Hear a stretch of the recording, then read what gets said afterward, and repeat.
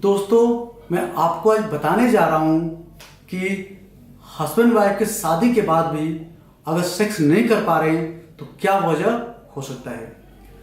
इस कंडीशन को बोलते हैं नॉन कंज्यूमेशन ऑफ सेक्स, यानी शादी के बाद भी सेक्स प्रक्रिया पूरी न कर पाना। तो इसमें या तो कमी मैन के अंदर होती है या कमी वाइफ के अंदर होती है।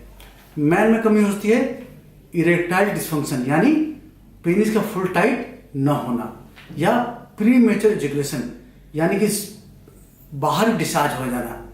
थर्ड होता है low sex desire, and fourth homosexuality. और कोई बॉय होमोसेक्सुअल है तो उसके लड़की के प्रति अट्रैक्शन नहीं होगा। गर्ल के अंदर समस्या होती है tight vagina, vaginismus and aversion disorder.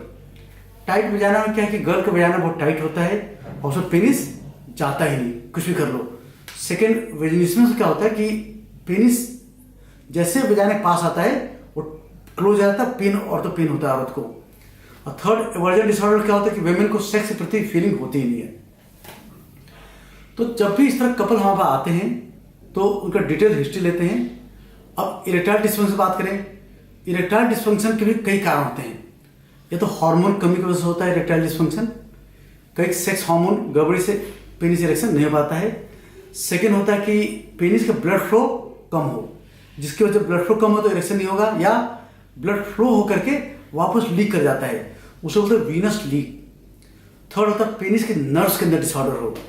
Fourth होता है कि कुछ drugs like anti hypertensive, anti psychiatric drugs. Then होता है डिप्रेशन, एंजाइटी बीमारियां, उसमें भी क्या होता है कि पेनिस के अंदर ब्लड फ्लो कम होता है।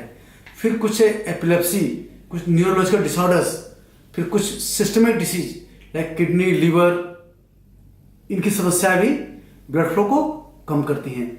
फिर आता है कि कभी लाइफस्टाइल, कभी कभी क्या होता है कि बॉयज के अंदर फियर होता है। लड़के इंडिया में लड़के हैंड प्रैक्टिस करते हैं, उनको नाइटफॉल होता है, इंडिया में सेक्स ज्ञान होता नहीं है।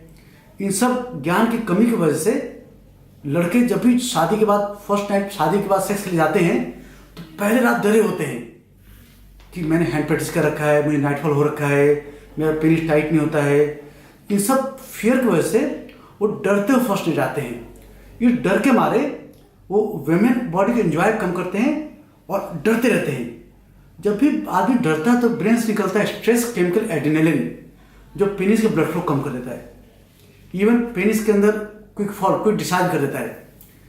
तो 100 में से 30% कपल में बॉय फर्स्ट नाइट में सेक्स नहीं कर पाता है बिना किसी कमी के, due to fear of failure, spectatoring. माने जब भी लड़का डाउटफुल, कॉन्फिडेंस कम वाला लड़का सेक्स ले जाता है तो डरता रहता है कि पता नहीं कर पाऊंगा नहीं कर पाऊंगा, this condition called fear of failure. और ऐसे में लड़का टच करता वाइफ को, अपने पेनिस तरफ देखता रहता है, मेरा पेनिस टाइट हो रहा नहीं हो रहा है, देखो स्पेक्टेटरिंग। तो in place of enjoying women body वो अपने पेनिस का टाइटनेस चेक कर रहा, तो एंजॉय पूरा नहीं कर रहा। जब पूरा एंजॉय नहीं कर रहा, डर रहा, तो टाइट कम होता है, इससे कम फेल हो जाता है। जब अगर फेल हो जाता है तो उसका कॉन्फिडेंस डाउन हो जाता है और बार बार फेल होता जाता है। तो जब भी ऐसे मरीज आते हैं हम उनका पूरे हार्मोन चेक करते हैं, उसका ब्लड फ्लो चेक करते हैं, पूरा डिटेल सेक्स काउंसलिंग करके उनका साइकोलॉजिकल असेसमेंट करते हैं। उसके बाद जो भी कमी निकलती है उसकी दवा स्टार्ट करते हैं, और मेडिसिन और सेक्स थेरेपी के बाद अधिकांश लोग 4 से 5 महीने के अंदर ठीक हो जाते हैं। रिगार्डिंग वेमेन के अंदर क्या होता है कि उनका हिस्ट्री लेकर के, उनका पूरा असेसमेंट करके उनको देखते कि उनके अंदर फियर तो नहीं है। वेमेन पे सिंपल टेस्ट है, एक कहते हैं 3 फिंगर टेस्ट। अगर वेमेन के अंदर विजाना के अंदर आप पहले 1 फिंगर डालिए, फिर 2 फिंगर डालिए, अब 3 फिंगर, और 3 फिंगर उसके अंदर चला जाता है, इसके अंदर वेमेन का विजाना ओपन है, उसके अंदर कमी नहीं है। अगर वेमेन के अंदर 3 फिंगर आराम से नहीं जा रहा तो इसके अंदर उसका विजाना टाइट है, उसको भी कुछ सेक्स थेरेपी एक्सरसाइज करके उसको विजाना को रिलैक्स करना पड़ेगा। तो अधिकांश कपल टेस्ट करने के बाद, काउंसलिंग के बाद और सेक्स थेरेपी के बाद, कुछ मेडिसिन देने के बाद 15-20 दिन में आराम आता है। 1-2 महीने के अंदर सेक्स कर पाते हैं और 4-5 महीने के अंदर पूरी तरह सेक्स ठीक हो जाता है। तो अगर आप यंग हैं तो कोई घबराने की जरूरत नहीं है, आपकी समस्या कुछ दिनों में ठीक हो जाएगी।